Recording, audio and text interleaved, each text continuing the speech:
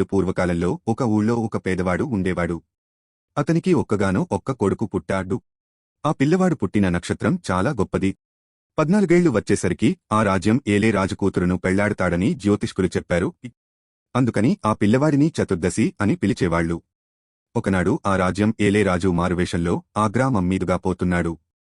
ఏమిటి విశేషం అని అక్కడి వాళ్లను అడిగాడు. విశేషం లేకేం బాబూ, ఈ ఊళ్ళో ఒక పిల్లవాడు పుట్టాడు.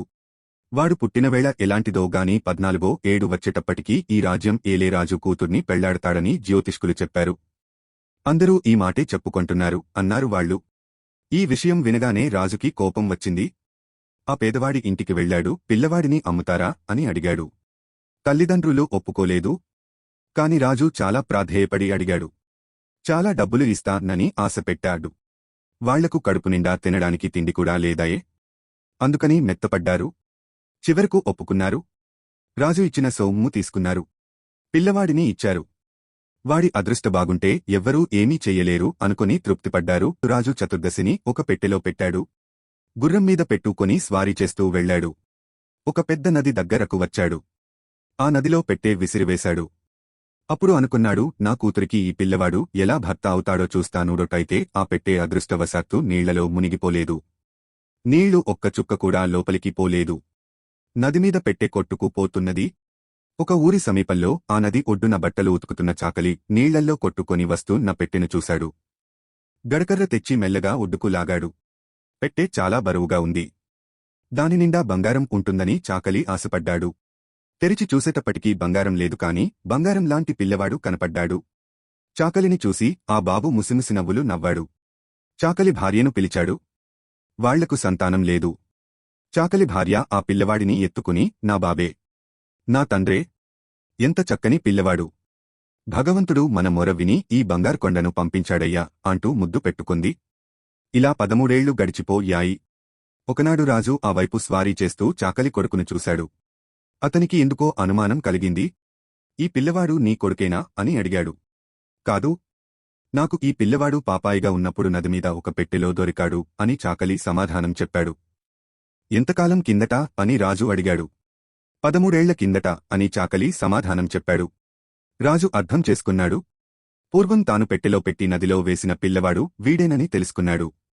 రాణికి ఒక జాబు ఇచ్చి రావాలి. ఈ పిల్లవాడిని పంపిస్తావా అని రాజు అడిగాడు. దానికేం మహారాజా, తమ చిత్త వచ్చినట్లు పంపండి అన్నాడు చాకలి. రాజు రాణికి జాబు రాశాడు. జాబులో ఇలా ఉంది, ఈ జాబు తెచ్చినవాడిని వెంటనే చంపించి పూడ్చిపెట్టించు. నేను తిరిగి వచ్చేటప్పటికి 28 నీలపు దీపం అంతా పూర్తి కావాలి. చతుర్దశి జాబు తీసుకుని బయలుదేరాడు. కొంత దూరం నడిచిన తర్వాత దారి తప్పాడు. సాయంత్రానికి ఒక దట్టమైన అడవి లోపలికి వచ్చాడు. అడవి అంతా చీకటిగా ఉంది. ఆ చీకటిలో కొంచెం దూరంలో వెలుతురు కనపడింది. చతుర్దశి ఆ వెలుగు ఉన్న చోటికి వెళ్లాడు. అక్కడ ఒక చిన్న ఇల్లు ఉంది. లోపలికి వెళ్లాడు. ఎవ్వరూ లేరు. ఒక ముసలి అవ్వ మాత్రం కూర్చొని ఉంది. చతుర్దశిని చూసి అవ్వ భయపడింది.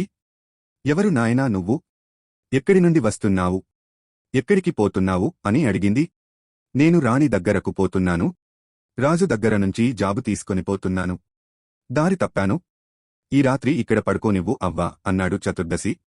నువ్వు చాలా దురదృష్టవంతుడివి నాయనా. రాకరాక దొగ్గల ఇంటికే వచ్చావు. దొగ్గలు తిరిగివచ్చి నిన్ను చూశారంటే అపాయం తప్పదు అన్నది అవ్వ. ఏమైనా కాని అవ్వా, నేను అలసిపోయాను, ఇక నడవలేను అని చతుర్దశి అక్కడ ఉన్న మేజామీద జాబు పెట్టి పక్కనే ఉన్న బల్లమీద కాళ్లు చాపుకుని పడుకొని నిద్రపోయాడు. కొంచెం సేపటికి దొగ్గల గుంపు వచ్చింది. పడుకుని ఉన్న పిల్లవాడిని చూసి ఎవరని ముసలమ్మని అడిగారు. పాపం ఎవరో కుర్రవాడు దారితప్పి ఇటు వచ్చాడు. నేను పడుకోమన్నాను అని బదులు చెప్పింది ముసలమ్మ. దొగ్గలు మేజాబల్లమీద ఉన్న జాబు చించి చదివారు. అందులో ఉన్న సంగతులు తెలుసుకున్నారు. దొగ్గల నాయకుడు ఆ జాబు చించిపరేశాడు. మరొక జాబు రాశాడు. ఈ జాబు తెచ్చిన పిల్లవాడికి వెంటనే రాకుమార్తెనిచ్చి పెళ్లి చెయ్యవలసింది అని ఆ జాబులో రాశాడు. తెల్లవారగానే దొగ్గలు చతుర్దశికి రాజు ఊరికి దారి చూపించారు. అతడు త్వరత్వరగా నడిచి కోటకు వచ్చాడు. రాణి జాబు చదివి చాలా సంతోషించింది. వెంటనే పెళ్లి ఏర్పాట్లన్నీ చేయించింది. రాకుమారి చూసింది. అతని అందాన్ని చూసి పెళ్లి చేసుకోవడానికి ఒప్పుకుంది. మహావైభవంగా పెళ్లి జరిగిపోయింది. పెళ్లి జరిగిన మరునాడు రాజు కోటకు వచ్చాడు. జ్యోతిష్కులు చెప్పిన మాటే నిజమైంది. తాను ఎన్ని మాయలు పన్నినా చివరకు చతుర్దశి తన కూతుర్ని పెళ్లి చేసుకున్నాడు. అసలు ఈ పెళ్లి వ్యవహారమంతా మొదటినుంచి ఏమి జరిగింది తెలుసుకోవాలనుకున్నాడు. భార్యను అడిగాడు. అలా అంటారేమండి? మీ జాబు చూడండి అని రాణి రాజుకు జాబు అందించింది. అక్షరాలు తాను రాసినట్లే ఉన్నాయి కాని విషయం మాత్రం అది కాదు. ఈ మార్పు ఎలా వచ్చిందో రాజుకు తోచలేదు. కొత్త అల్లుడిని పిలిచి అడిగాడు. నాకేమీ తెలియదు. నేను నిద్రపోయేటప్పుడు జాబు మారిందేమో అన్నాడు చతుర్దశి. రాజుకు పట్టరాని కోపం వచ్చింది. నేను ఒప్పుకోను. దూరాన ఉన్న కొండ గుహలో ఒక రాక్షసుడు ఉన్నాడు. అతని వెంట్రుకలు బంగారపు వెంట్రుకలు. 3 వెంట్రుకలు నాకు తెచ్చిస్తే నువ్వు నా కూతురు భర్తవని ఒప్పుకుంటాను. అంతవరకు ఒప్పుకోను అన్నాడు. దేరాడు. అయితే బంగారపు వెంట్రుకలు తెస్తాను అని చతుర్దశి బయలు నడచనడచి ఒక పట్టణానికి వచ్చాడు. ఆ పట్టణపు సింహద్వారం కాసే కాపలావాడు నువ్వేం పనిచేస్తావు? నీకేమి తెలుసు అని అడిగాడు. నాకన్నీ తెలుసు అన్నాడు చతుర్దశి. అయితే ఉండు. నీలాంటి మనిషి కోసమే మేం చూస్తూ ఉన్నాం. మా ఊరు అంగడి దగ్గర ఉన్న బావి ఎండిపోయింది. కారణం చెప్పగలవా? చెప్పగలిగితే నీకు 2 గాడిదలు మోసేటంత బంగారం ఇస్తా అన్నాడు కాపలావాడు. తిరిగి వచ్చేటప్పుడు చెబుతాను అని చతుర్దశి బయలుదేరాడు. ప్రయాణం చేసి మరొక పట్టణం దగ్గరకు వచ్చాడు. ఆ పట్టణం సింహద్వారం కాసే కాపలావాడు అతన్ని ఆపి అడిగాడు. నువ్వేం పనిచేస్తావు? నీకేమి తెలుసు? నాకు అన్నీ తెలుసు అన్నాడు చతుర్దశి. గ్రిమ్స్ కథలు 31 అయితే దయచేసి మాకొక అపకారం చేసిపెట్టు. ఇక్కడ ఒక చెట్టు ఉంది. అది పూర్వం బంగారు పళ్ళు కాసేది. ఇప్పుడు దానిమీద ఒక ఆకు కూడా లేదు. ఎందుకనో చెప్పగలవా? ఆ, తప్పకుండా చెబుతాను. తిరిగి వచ్చేటప్పుడు చెప్పి వెళతాను అన్నాడు చతుర్దశి. మళ్లీ ప్రయాణమయ్యాడు. ఒక పెద్ద సరస్సు ఒడ్డుకు వచ్చాడు. ఆ సరస్సు దాటాలి.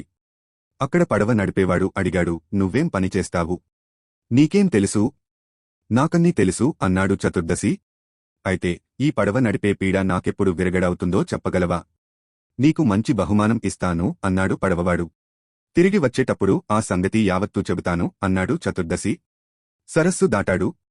కొండగుహ దగ్గరకు వచ్చాడు. లోపల ప్రవేశించాడు. గుహ అంతా చీకటిగా ఉంది. రాక్షసుడు లేడు. రాక్షసుని అవ్వ పడక కుర్చీలో కూర్చొని ఉంది. ఎందుకు వచ్చావు అని అడిగింది. రాక్షసుని తల వెంట్రుకలలో 3 బంగారపు వెంట్రుకలు కావాలి అన్నాడు. చతుర్దశి. ఆ పని చాలా అపాయం అబ్బాయి. వాడు తిరిగి ఇంటికి రాగానే ప్రయత్నం చేసి చూస్తాను అన్నది అవ్వ. ఈ మాట అని చతుర్దశిని చీమగా మార్చింది. తన చీర కుచ్చెళ్లలో నక్కి ఉండమని చెప్పింది. మంచిది అవ్వ. అలాగే నక్కి ఉంటాను.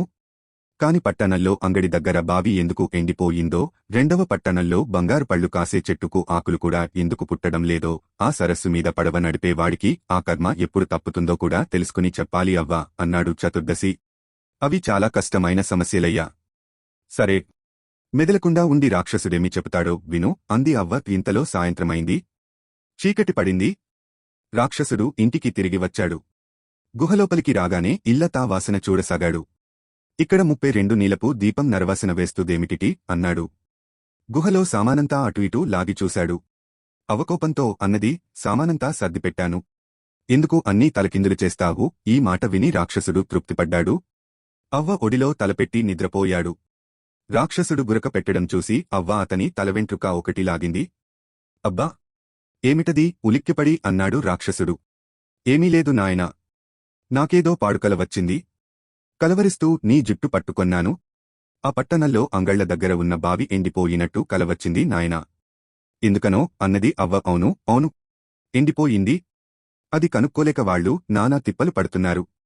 బావిలో చిన్న బండ ఉంది. ఆ బండ కింద జల ఉంది.